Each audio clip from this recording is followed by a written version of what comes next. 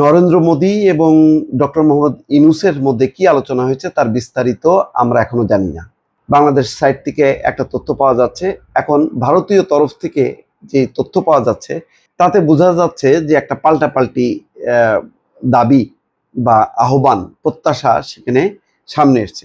বাংলাদেশ যেমন চেয়েছে শেখ হাসিনার প্রত্যার্পণ, বিচারের জন্য বা শেখ হাসিনাকে যেন ভারত বাংলাদেশে ফেরত পাঠায়, তিস্তার পানি বন্টন চেয়েছে, সীমান্ত হত্যা বন্ধ চেয়েছে এবং গঙ্গার যে পানি বন্টন চুক্তি তার নবায়ন চেয়েছে। পরিষ্কার পাল্টাপাল্টিভাবে নরেন্দ্র মোদী সেখানে একটা স্থিতিশীল এবং গণতান্ত্রিক বাংলাদেশ চেয়েছে।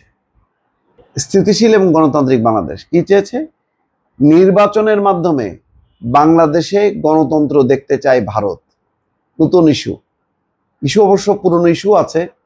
তারা সংখ্যালঘু ইস্যুটাকে খুব বেশি আন্তর্জাতিক করতে পারেনি আর কি, খুব একটা সমর্থন পায়নি, এটা পরিষ্কার।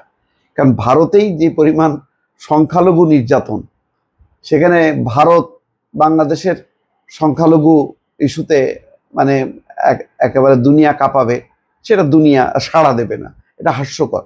তারপরও তারা সংখ্যালঘুদের নিরাপত্তা নিশ্চিত করার প্রত্যাশা ব্যক্ত করেছে নরেন্দ্র মোদী। গুরুত্বপূর্ণ বিষয়টা হলো, দেখেন, যেটা ভারতের একেবারে ইস্যু না, বাংলাদেশের ইস্যু। নির্বাচন সবসময় ভারত বলেছে এটা বাংলাদেশের জনগণের ব্যাপার, বাংলাদেশের সরকারের ব্যাপার, কিভাবে হবে না হবে সেটা তাদের ব্যাপার। এখন তাদের নতুন ইস্যু, নির্বাচনের মাধ্যমে বাংলাদেশে গণতন্ত্র দেখতে চায় ভারত। এইটা সংবাদ সম্মেলনে ভারতের পররাষ্ট্র সচিব বিক্রম মিশ্রি এটা জানাচ্ছেন। অর্থাৎ আধা ঘন্টার বেশি যে মোদী এবং ইউনূসের বৈঠক হয়েছে, সেই বৈঠকে বাংলাদেশ পক্ষ যেমন জানিয়েছে যে ক্যাটাগরিক্যালি যে শেখ হাসিনাকে ফেরত দাও, সীমান্ত হত্যা বন্ধ করো, তারপরে তিস্তার পানি বন্টন চুক্তি কার্যকর করো, যেটা ঝুলে আছে, আর গঙ্গার যে পানি চুক্তি যেটা হয়েছে সেটা নবায়ন করছো না কেন, সেটা করো। বিষয়টা পরিষ্কার। ভারত এখন দেখা যাচ্ছে বিক্রম মিশ্রির বক্তব্য অনুযায়ী একটা বিশেষ সংবাদ সম্মেলন করছে আজকে। সেই সংবাদ সম্মেলনে বলছে নির্বাচনের মাধ্যমে বাংলাদেশে অন্তর্ভুক্তিমূলক গণতান্ত্রিক ব্যবস্থা দেখতে চায় ভারত। খেয়াল করছেন? তার মানে এখন বাংলাদেশের নির্বাচনটা খুব প্রায়োরিটি।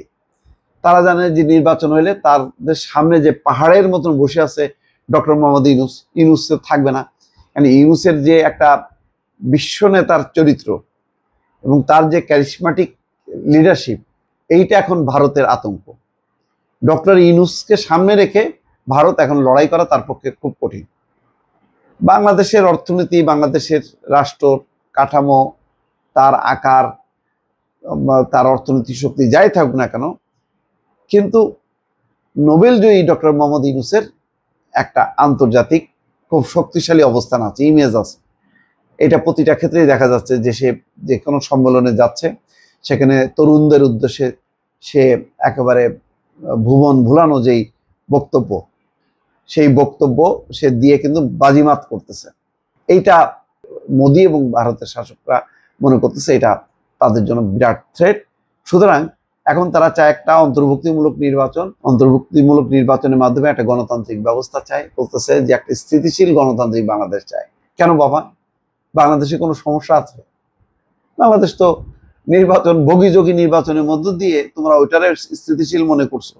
শেখ হাসিনার 15 বছরের শাসনটা মনে হয়নি যে তার এই ভোগীযোগী নির্বাচনের ভেতরেরটা শূন্য, তার যে কোনো জনপ্রিয়তা নাই।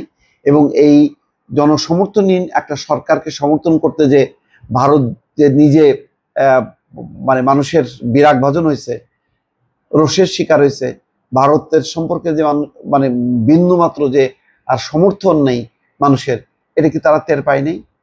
তারা ওইটাকে তারা খুব জায়েজ করলো। হ্যাঁ, একেবারে দৌড়ায় যে দ্বাদশ জাতীয় সংসদ নির্বাচনের আগে চীনের রাষ্ট্রদূত আর ভারতের হাইকমিশনার দৌড় দিল যে কে আগে যাইতে পারবে।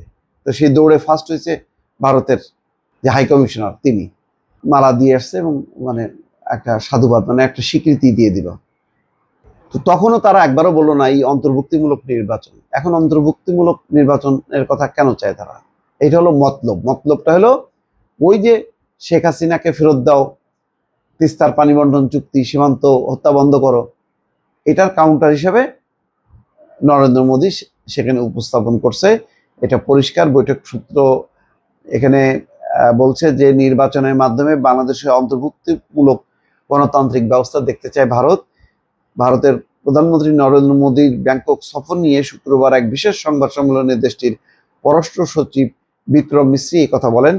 বৈঠক সূত্র বলছে ভারতের প্রধানমন্ত্রী ডক্টর ইউনূসকে যখন বাংলাদেশের শান্তিপূর্ণ অন্তর্ভুক্তিমূলক এবং গণতান্ত্রিক ব্যবস্থার কথা জানান, তখন তিনি প্রয়োজনীয় সংস্কারের মাধ্যমে চলতি বছরের ডিসেম্বরের মধ্যে নির্বাচন অনুষ্ঠানের কথা জানান। তো বলে দিছে, তো বিমস্টেক সম্মেলনে ভাষণেও বলছে। এইটা নিয়ে খুব বেশি মানে ইয়ে করা যাবে না, পলিটিক্স খেলা যাবে না আর কি। যাক, বৈঠক সূত্র বলছেন যে যদি আরো কিছু সংস্কার প্রয়োজন পড়ে সেক্ষেত্রে বাকি সংস্কার সম্পন্ন করে আগামী বছরের জুনের মধ্যে নির্বাচন অনুষ্ঠিত হবে বলে নরেন্দ্র মোদীকে জানান বাংলাদেশের প্রধান উপদেষ্টা। আর বৈঠকে শেখ হাসিনার প্রত্যর্পণ নিয়ে আলোচনায় এক্ষেত্রে ভারতের পক্ষ থেকে সুনির্দিষ্ট কোনো জবাব দেওয়া হয়নি, তবে ভারত বিষয়টি নোট নিয়েছে। এটা হলো বিক্রম মিশ্রি জানাচ্ছে। তার মানে বোঝাই যাচ্ছে বৈঠকে একটা পাল্টাপাল্টি কথাবার্তা এখানে হয়েছে। অর্থাৎ ইউনূস যখন কিছু বিষয় উত্থাপন করছে তার বিপরীতে নরেন্দ্র মোদীও উপস্থাপন করছে। তাও ভালো যে মুখোমুখি কথাবার্তাগুলো হয়েছে।